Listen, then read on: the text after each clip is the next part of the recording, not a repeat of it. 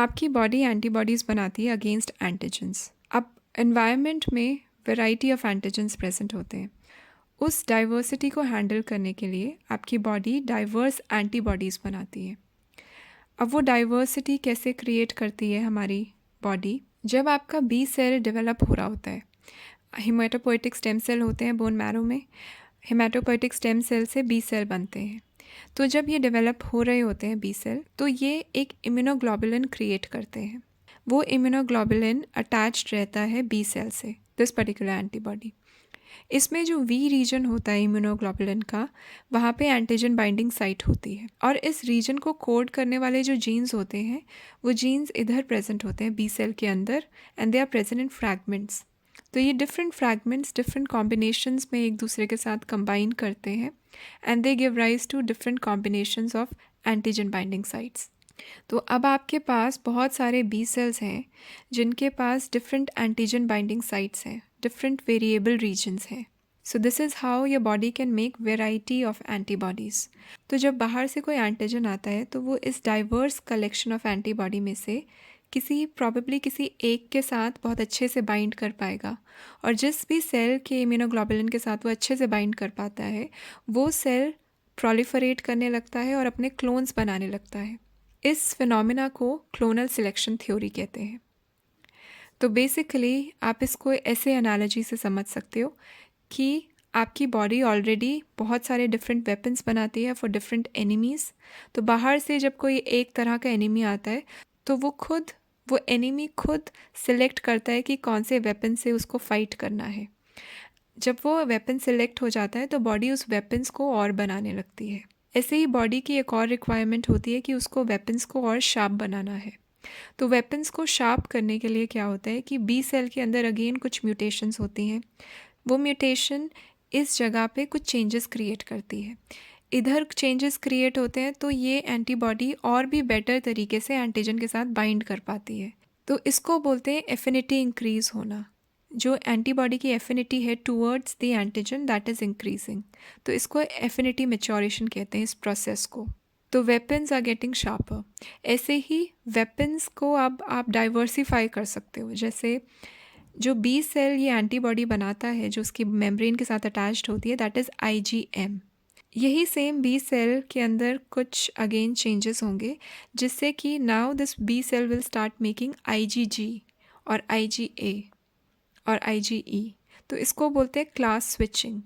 तो अब आपके पास सेम एंटीजन बाइंडिंग साइट है, लेकिन आपके पास डिफरेंट क्लासेस ऑफ एंटीबॉडीज़ हैं with the same antigen binding site. तो आपने अपनी वेपन को और डाइवर्सिफाई कर दिया। और ये सब जो चीज़ें होती हैं, this happens with in the lymph node या विद इन द स्प्लीन। क्योंकि आपके जो बी सेल डेवलपमेंट होती है वो स्टार्ट होती है बोन मैरो से, वहाँ पे स्टेम सेल्स बी सेल्स बनाते हैं, लेकिन बी सेल्स वहाँ से निकल करके सेकेंडरी लिम्फॉइड ऑर्गन्स में जाते हैं, which is the lymph, which is the spleen. और वहाँ पे जाकर के फिर they undergo activation, they undergo class switching, they undergo affinity maturation, और यहाँ पे ही वो प्लाज्मा सेल बनाते हैं, मेमोरी बी सेल्स बनाते हैं। एंड प्लाज्मा सेल वो सेल होता है जो एंटीबॉडीज़ बनाता है इन हाई नंबर्स। जैसे एक सेकेंड में it makes 2000 antibodies, free antibodies, not attached antibodies. So now that we know कि antibodies they are made by the B cells, the plasma cells, and we know कि इसके बहुत सारी different classes बनती हैं, इसमें class switching होती है, clonal selection होती है, affinity increase होती है. Then after this antigen has bound to the antibody, what next?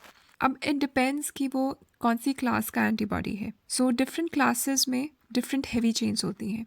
Heavy chain जैसे mu heavy chain, beta, delta, अपसाइलॉन, alpha, ये डिफरेंट हैवी चेन्स होती हैं। फिर इनमें डिफरेंसेस होता है प्रॉपर्टीज़ का कि इनका मॉलिक्यूलर साइज़ क्या है या इनमें अमीनो एसिड की कॉम्पोजिशन क्या है। इनके बेसिस पे 5 डिफरेंट हैवी चेन्स होती हैं। सो इन हैवी चेन्स के रिसेप्टर्स जो हैं वो हमारी बॉडी में प्रेजेंट होते हैं, हमारे सेल में। तो जो एंटीबॉडी है उसका एक साइड जो है वो एंटीजन से बाइंड करता है और जो दूसरा साइड है वो रिसेप्टर्स से बाइंड करता है जो कि हमारे सेल्स में होते हैं। जैसे IgG के रिसेप्टर्स न्यूट्रोफिल मैक्रोफेजेस में होते हैं और ये हेल्प करता है फेगोसाइटोसिस में। बेसिकली ये प्लेसेंटा में भी होते हैं। तो this is the only antibody that can go from mother to the foetus. It also helps in activating complement system. जो C1 प्रोटीन होता है, कॉम्प्लीमेंट प्रोटीन्स बहुत सारे होते हैं, एक C1 प्रोटीन होता है, उसके साथ ये बाइंड कर सकता है IgG। So it helps in initiating complement process. Then IgE के जो एंटीबॉडीज़ होते हैं, they have receptors on basophil, mast cell. Basophil और मास्ट सेल के अंदर हिस्टामिन होता है। जब ये बाइंड करते हैं इन सेल के साथ तो हिस्टामिन रिलीज़ होता है, और हिस्टामिन फिर ब्लड वेसल को डायलेट करता है, ब्लड वेसल को लीकी बनाता है। And then IgA antibodies, they are present in secretory fluids of a body. जैसे सलाइवा में IgA एंटीबॉडी होता है, तो हमारे जो ग्लैंड्स होते हैं, सलाइवरी ग्लैंड्स, उसमें उसके एपिथेलियल में there are receptors for IgA which will help this IgA to move from the tissue side to the lumen. ऐसे ही IgM, जिसमें 5 एंटीबॉडीज़ आपस में जुड़ी होती हैं with the help of disulphide bonds. Even जो लाइट और हैवी चेन होते हैं, they are also joined with the help of disulphide bonds. So different antibodies different तरीके से हैंडल करती हैं उस एंटीजन को या उस बैक्टीरिया को। So you can say aggregation भी होती है, जहाँ पे जैसे 5 एंटीबॉडीज़ ये जो आपस में जुड़ी हुई हैं IgM, इनमें 10 एंटीजन बाइंडिंग साइट है।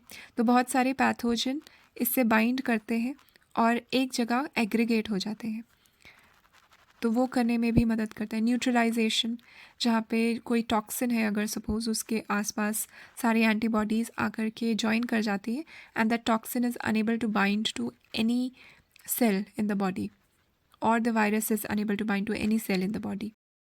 इस तरीके से न्यूट्रलाइजेशन, ऑप्सनाइजेशन ऑल्सो, जिसमें फेगोसाइटोसिस में मदद करता है, जैसे IgG मदद करता है, एंड एग्रीगेशन, कॉम्प्लीमेंट सिस्टम को एक्टिवेट करना। These are some of the ways in which antibodies help in fighting against those antigens, those pathogens.